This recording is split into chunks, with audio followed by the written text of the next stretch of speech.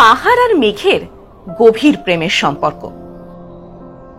কখনো পাহাড় মেঘকে আলিঙ্গন করে, আবার কখনো মেঘ বৃষ্টি হয়ে নেমে এসে পাহাড়কে সিক্ত করে যায়। আজ আপনাদের সন্ধান দেব হিমালয়ের কোলে অবস্থিত এমনই এক লুকোনো স্বর্গের, যেখানে পাহাড়ের কোলে রয়েছে এক ছোট্ট জনপদ। মেঘ যেখানে গাভীর মতো চড়ে, বর্ষায় নদীগুলো প্রাণ পায়, ঝরে পড়ে ঝর্ণা রূপে, যেখানে নিজের খেয়ালে হারিয়ে যাওয়া যায় প্রকৃতির মাঝে। আর প্রকৃতি দেবী যেখানে রূপের ডালি সাজিয়ে বসে থাকে বরণের জন্য। তবে চলুন আপনাদের নিয়ে যাই ছোট্ট পাহাড়ি গ্রাম ঋষিহাটে। আমরা দক্ষিণেশ্বর স্টেশন থেকে রাতের কাঞ্চনকন্যা এক্সপ্রেস ধরে এগিয়ে চললাম উত্তরবঙ্গের উদ্দেশ্যে। পরদিন সকালে যখন ঘুম ভাঙল, তখন বৃষ্টি ভেজা সবুজ চায়ের বাগান আমাদের স্বাগত জানালো সুন্দরী উত্তরবঙ্গে।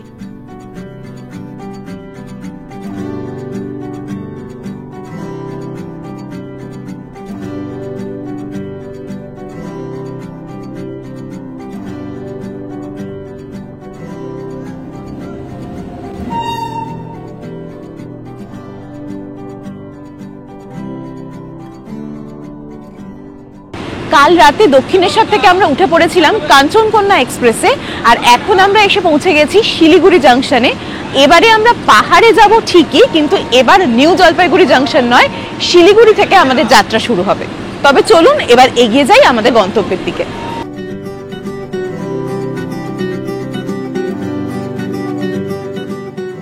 নেমেই যেটা দেখতে পাচ্ছি সেটা কিন্তু আকাশের মুখ ভার, উত্তরবঙ্গের আকাশ মেঘাচ্ছন্ন। আমরা এখন রয়েছি ওভারব্রিজে। আমাদের ট্রেন থেমেছিল 2 নম্বর প্ল্যাটফর্মে, আর আমরা এখন যাচ্ছি 1 নম্বর প্ল্যাটফর্মের দিকে। ওখান থেকেই বাইরে বেরোনোর রাস্তা।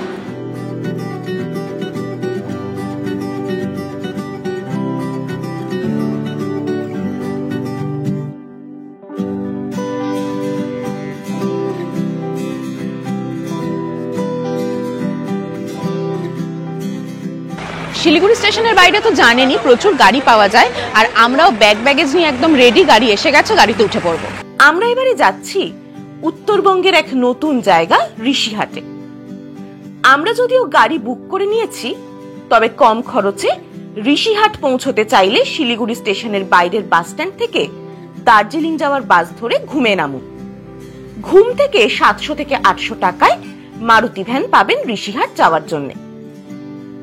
বৃষ্টি মাথায় নিয়ে আমরা এগিয়ে চললাম সবুজ পাহাড়ের সন্ধানে।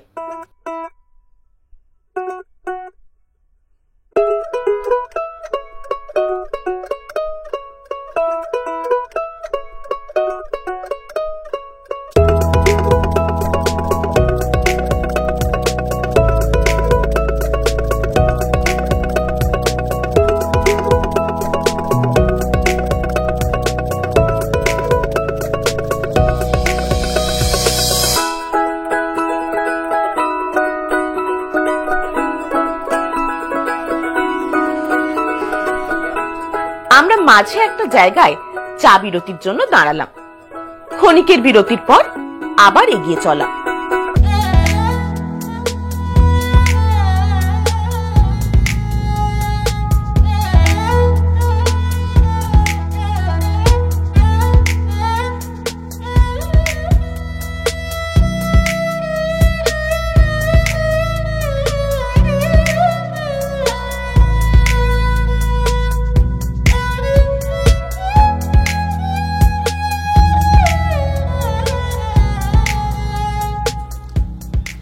আমরা এখন কার্শিয়াং এসে পৌঁছেছি।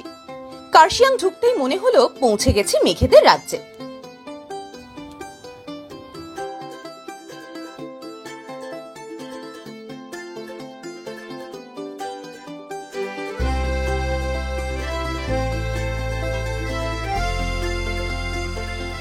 আমরা ঘুমে এসে পৌঁছলাম। ঘুমে পৌঁছে একটু মার্কেট এরিয়াটা ঘুরে দেখলাম, আর ঘুরে দেখলাম দার্জিলিং হিমালয়ান রেলওয়েজের অন্তর্গত ঘুম স্টেশন। আবার এগিয়ে চলা। এখান থেকে ঋষিহাটের দূরত্ব 8 কিলোমিটার। ঋষিহাট যাওয়ার পথে আমরা এখন যে জায়গাটায় দাঁড়িয়েছি, এখানে দেখতেই পাচ্ছেন পিছন দিয়ে যে ঝর্ণা বয়ে যাচ্ছে, এটা হচ্ছে হিমা ওয়াটারফল। আর এখন বর্ষাকাল বলে চারদিকে পাহাড়গুলো পুরো মেঘে ঢেকে গেছে। একটু বাদে বাদেই পুরো মেঘ ঘিরে ধরছে আমাদেরকে, তারপরে আবার জায়গাটা ক্লিয়ার হয়ে যাচ্ছে।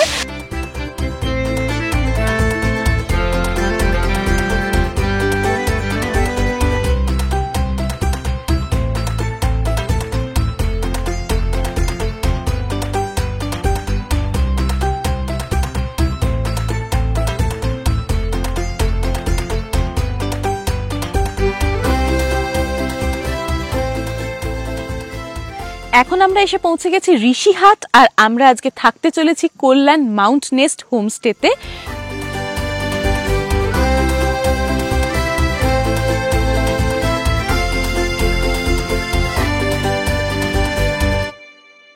ওপর থেকে হোমস্টের ভিউটা এই রকম। আমরা এখন এই সিঁড়িটা ধরে হোমস্টের দিকে যাব। আর এখন তো বর্ষাকাল, পাহাড়ে একটা মেঘের খেলা চলছে, আগেই বলেছি। এখন তার সাথে টিপ টিপ করে বৃষ্টিও হচ্ছে। যখন এসে পৌঁছে গেছি তখন এখানে দাঁড়িয়ে আর বেশি বকবক করব না, চলুন আমরা আমাদের হোমস্টের দিকে যাই।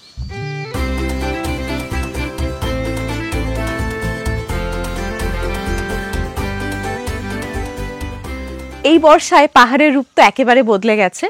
এখন পাহাড়কে একেবারে অন্যরকম লাগছে। বর্ষায় পাহাড়ের ভিউটা আমাদের হোমস্টে থেকে দেখুন কি দুর্দান্ত। এখান থেকে ওই পাহাড়ের কোলে ওই দূরে বাড়িগুলো এক্ষুনি দেখতে পাওয়া যাচ্ছে, আবার মেঘ এসে পুরোটা ঢেকে দিয়ে যাচ্ছে। তার সাথে মাঝে মাঝে কিন্তু টিপ টিপ টিপ টিপ করে বৃষ্টিও হচ্ছে।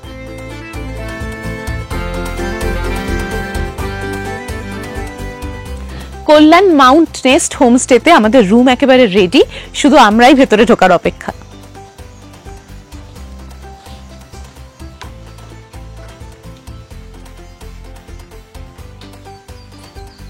বাহ, রুমটা তো বেশ সুন্দর, ভীষণ সুন্দর করে পরিষ্কার পরিচ্ছন্ন করে সাজানো।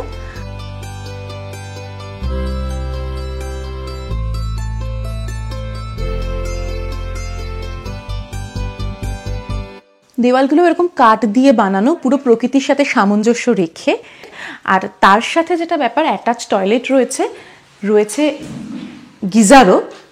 আর ছোট্ট ছিমছাম রুম। রুমের এই দিকটায়, মানে যে দিকটায় পাহাড়, সেদিকে কাঁচের জানলা, তার ফলে রুমের ভেতর থেকেই বাইরের পাহাড়কে দেখতে পাওয়া যাচ্ছে।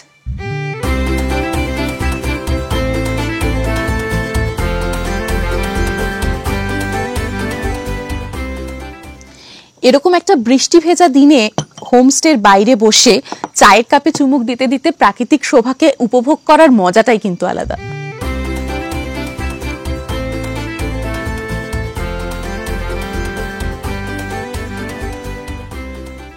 আমরা ফ্রেশ হয়ে হোমস্টের সামনে দোলনায় বসে প্রকৃতিকে উপভোগ করতে লাগলাম। এখানে বসে পাহাড় দেখেই সময় কেটে যায়। ওদিকে তখন লাঞ্চের প্রস্তুতি চলছে। আমরা এখন চলে এসেছি লাঞ্চ করতে। আমরা এখানটায় বসে এখন লাঞ্চ সারবো। এই জায়গাটাও মন্দ নয়, তবে ওই বাইরেটা বসতে পারলে ভালো হতো, কিন্তু ওই যে বৃষ্টি পড়ছে তাই জন্য ওখানে ইচ্ছা থাকলেও যেতে পারলাম না। আমরা একটু লেট লাঞ্চ করছি ঠিকই, কিন্তু লাঞ্চে যে সুন্দর আয়োজন রয়েছে, এত সুন্দর সাজিয়ে গুছিয়ে দিয়েছেন, তো আমাদের খিদেটা আরো বেড়ে গেল।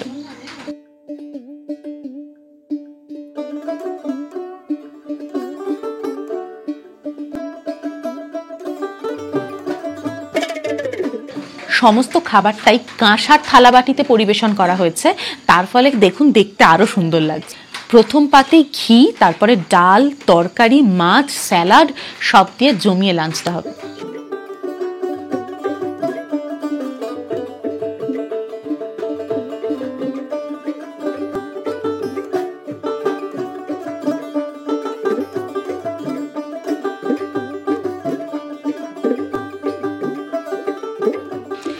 আমরা এখন লাঞ্চের পর বেরিয়েছি ভিলেজ ওয়াকে। এখন সন্ধে হয়ে আসছে বলা যেতে পারে।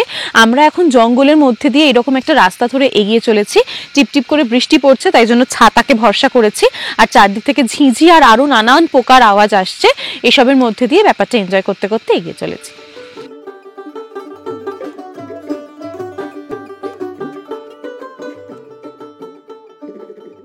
চলতে চলতে গ্রামের একটা ছোট্ট শিব মন্দির, সেখানে আমরা দাঁড়িয়েছি। একবার আমরা ভেতরে যাব, এই মন্দিরটায় একবার ঘুরে দেখবো মন্দির।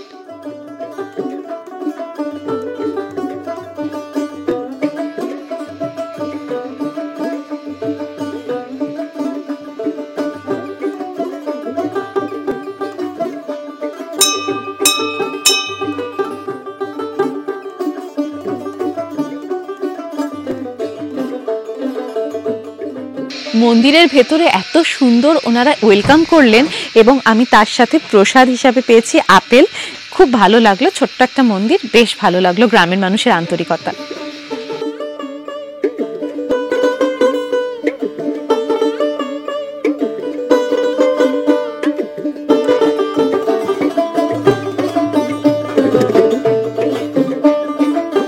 গ্রামের এদিকটাতে একটা স্কুল রয়েছে, স্কুল লাগোয়া একটা চায়ের ফ্যাক্টরিও রয়েছে।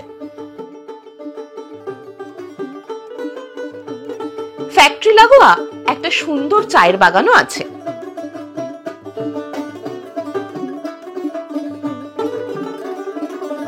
আমরা চায়ের বাগানে বেশ কিছুক্ষণ ঘোরাঘুরি করে ফেরার পথ ধরলাম। সন্ধে নামছে, গ্রামের বাড়িগুলোতে আলো জ্বলে উঠছে।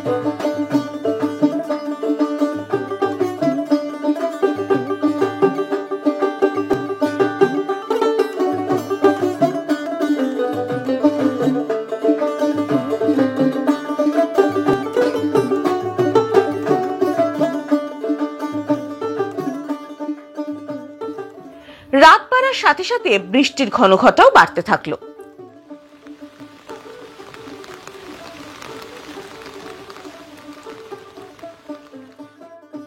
চা পকোড়া সহযোগে সান্ধ্যভোজ সেরে নিলাম। পাহাড়ে রাতে তেমন কিছু করার থাকে না, তাই কিচেনে পৌঁছে গল্প করতে করতে ওনাদের সাথে রান্নায় হাত লাগালাম। বৃষ্টির বেগ বাড়ছে, তাই তাড়াতাড়ি ডিনার সেরে নিলাম। ডিনারে অভিব্রতর জন্য চিকেন ও আমার জন্য মাছের ব্যবস্থা ছিল।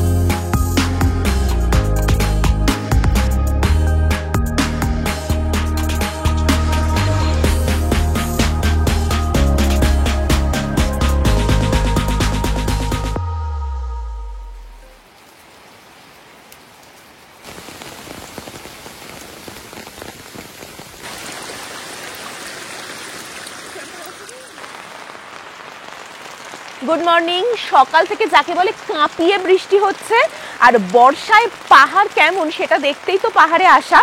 তো সেটা আমরা উপভোগ করছি টু দ্য ফুলেস্ট যাকে বলা যায় সেইটা। আমি রাত্রি 4টের সময়, মানে ভোর রাত 4টের সময় একবার উঠেছিলাম, তখন একবারে কিন্তু বৃষ্টি ছিল না, আর তখন দূরে পাহাড়গুলোতে সব আলো জ্বলেছিল, দেখা যাচ্ছিল। এখন কিচ্ছু দেখা যাচ্ছে না, দূরের পাহাড় কি কিছু বোঝা যাচ্ছে না, শুধু ঝমঝম করে বৃষ্টি হচ্ছে। আর এই বৃষ্টি বাথায় নিয়ে আমরা দুজন এখন বেরিয়ে পড়েছি চারপাশটা কিরকম লাগছে সেটা দেখবো বলে।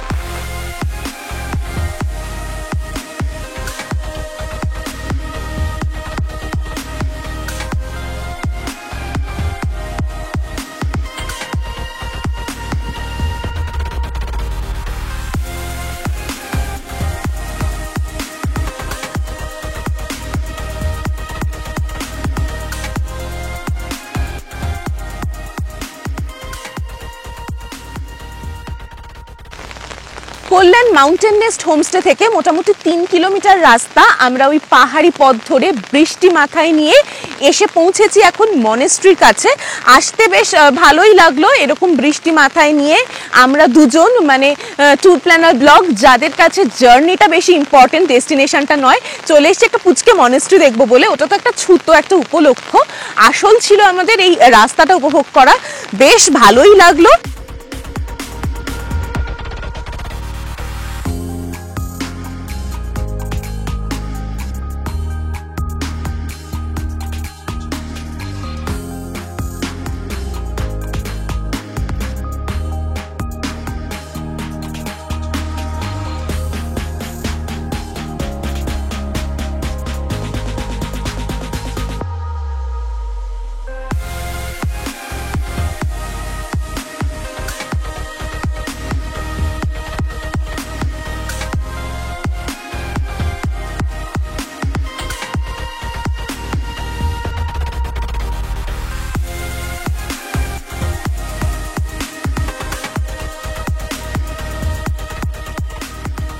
একটু আগে আমরা যখন মনেস্ট্রির দিকে এগোচ্ছিলাম তখন তো পিছনের পাহাড়গুলো দেখা যাচ্ছিল, এখন পাহাড় যথারীতি ঢেকে গেছে।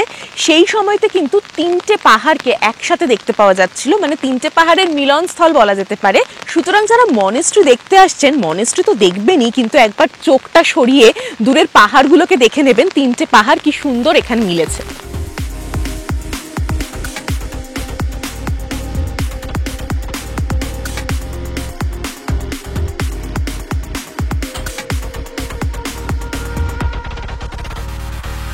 এই হলো আমাদের কল্যাণ মাউন্ট নেস্ট হোমস্টে, যেখানে আমরা কালকে রাত্রিটা কাটিয়েছিলাম। আর ঠিক তার পাশেই ওইখানে হচ্ছে ভিউ পয়েন্ট, যেখান থেকে পরিষ্কার ঝকঝকে দিনে কাঞ্চনজঙ্ঘাকে ভীষণ সুন্দর দেখা যায়। তবে বর্ষায় পাহাড় দেখতে এসে কাঞ্চনজঙ্ঘাকে দেখতে পাওয়ার এক্সপেকটেশন রাখা বা এসব কথা মাথায় আনাও ভুল। এই সময় তো অন্য ভিউ পাওয়া যায়, কিন্তু অন্য সময় যদি আসেন, বছরের অন্য সময় মানে নভেম্বর নাগাদ যদি আসেন, তাহলে কিন্তু এখান থেকে কাঞ্চনজঙ্ঘার ঝকঝকে ভিউ পাওয়া যায়। হোমস্টেতে ঢোকা মাত্রই হাতে চলে এলো গরম গরম চা। এদিকে রান্নাঘরে উঁকি দিয়ে দেখলাম দিদি এক রকমের লোকাল খাবার প্রস্তুত করছেন। আমরা ফ্রেশ হয়ে ব্রেকফাস্ট করতে চলে এলাম। এখানে দিদির হাতে কিন্তু জাদু রয়েছে। ব্রেকফাস্টে রয়েছে পুরি আর তার সাথে গোর্খা চাটনি। গোর্খা চাটনিটা যখনই দেখতে পেয়েছি আগেই আমি খেতে শুরু করে দিয়েছি। এই যে দিদি, উনি এত সুন্দর এই গোর্খা চাটনিটা বানিয়েছেন। কি করে বানালেন দিদি এটা? সয়াবিন, আলু, টমেটো, टमाटर और काला जीरा, तिल, बादाम और मिर्ची और सूखा लंका, और इसमें थोड़ा सा हमने ऊपर से क्या डाला, अदरक भी डाल दिया। अच्छा। बॉईल करके वो फ्राई करके। আচ্ছা। ব্রেকফাস্ট সেরে কল্যাণ মাউন্ট নেস্ট হোমস্টেকে বিদায় জানিয়ে গাড়িতে এগিয়ে চললাম। ঋষিহাট থেকে ঘুরে দেখা যায় গঙ্গামাইয়া পার্ক, রক গার্ডেন এবং দার্জিলিং সহ আশেপাশের জায়গাগুলো। বর্ষায় একটু জল পেতেই কিরকম রুক্ষ শুষ্ক প্রকৃতি একদম সবুজ হয়ে উঠেছে। আর পাহাড়ি রাস্তার বাঁকে বাঁকে এরকম নাম না জানা কত যে ঝর্ণা ঝরে পড়ছে তার বলার অপেক্ষা রাখে না।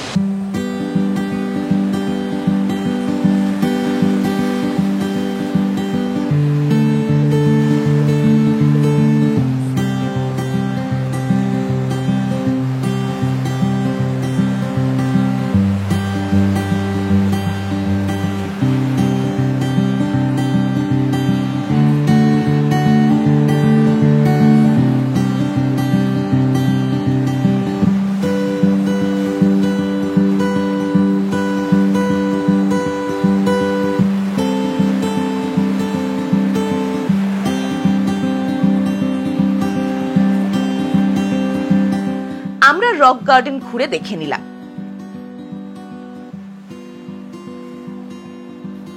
এরপর অরেঞ্জ ভ্যালি টি গার্ডেন ঘুরে ফেরার পথ ধরলাম। আপনাদের সাথে দেখা হবে আগামী পর্বে এক নতুন ভিডিও নিয়ে। সঙ্গে থাকুন, দেখতে থাকুন ট্যুর প্ল্যানার ব্লগ।